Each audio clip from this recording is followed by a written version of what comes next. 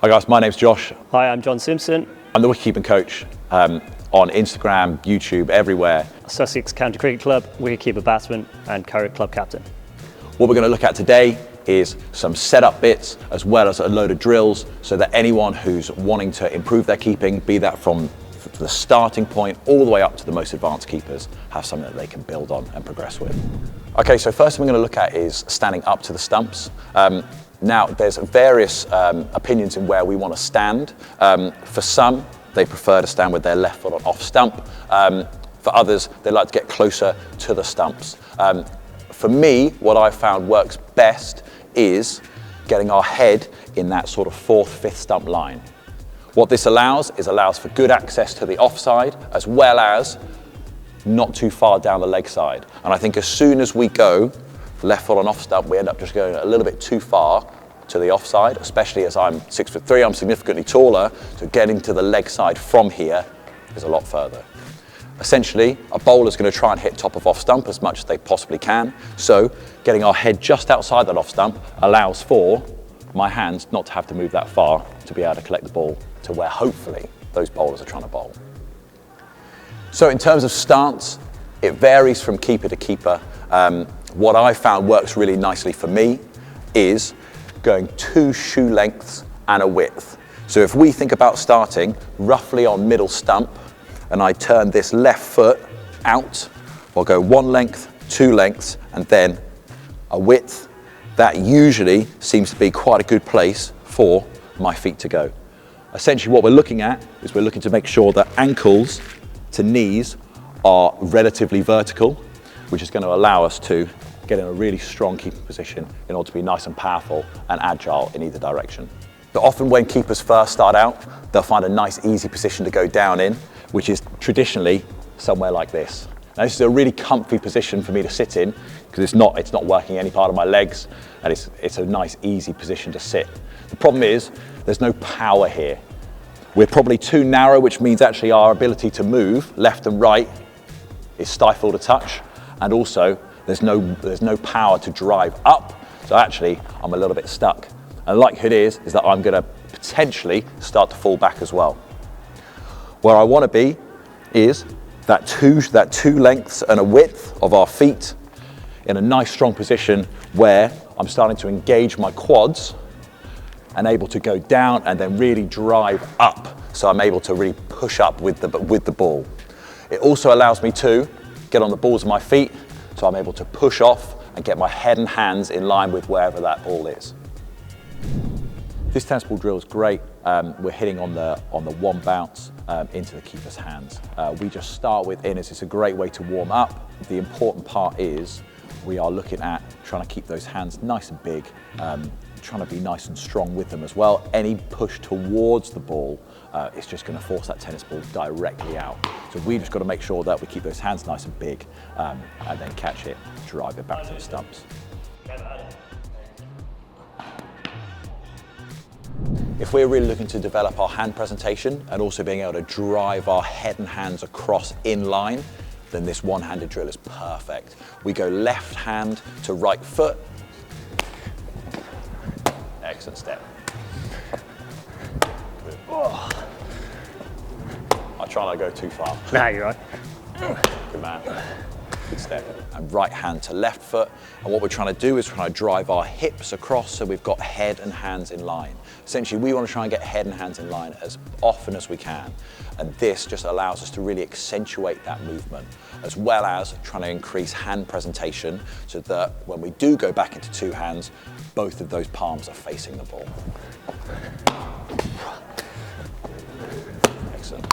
What I love here about John's technique, when he takes that little step to the offside, the step and the leg side movement are pretty much the only movements that we need, stood up to the stumps. But that left foot step is so important to ensure that it's nice and straight down the wicket. As soon as it opens up, it's just going to get us into a twisting motion before we want to be there.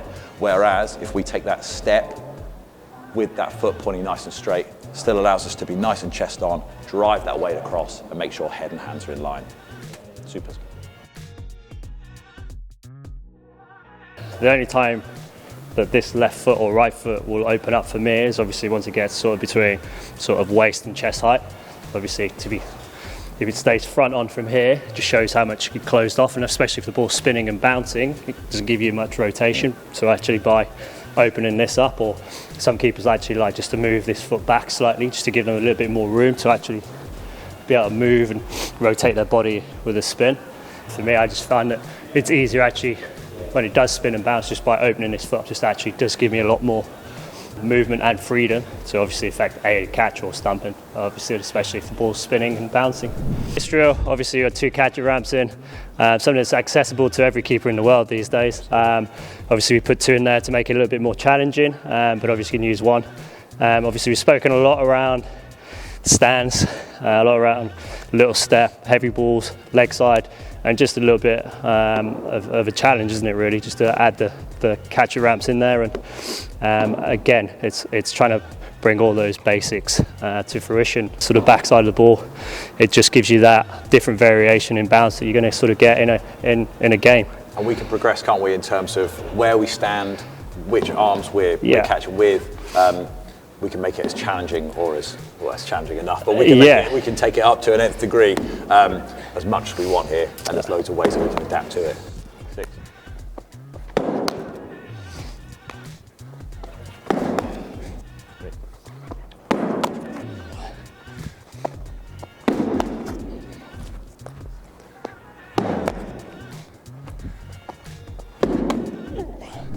The best thing about this is that we're trying to replicate as much a game situation as we can. So if we can get a batter in, wafting away. So obviously this drill, it's, as we know, keeping is probably the hardest job in world cricket, and trying to find willing mates to sort of throw balls and get on the catcher ramps, just throw some balls, shadow bat is always a tough ask. So trying to pair up and do something like this, I think it's just a real simple drill, and just trying to accelerate the basics around your stance, around the movement, having the shadow batter in there, just a distraction that you're going to get in the game. It's just going to, again, just keep building up and topping up. Right, so standing back, equally just as important as standing up to the stumps. John, talk me through the sort of things that we're looking for when we're standing back.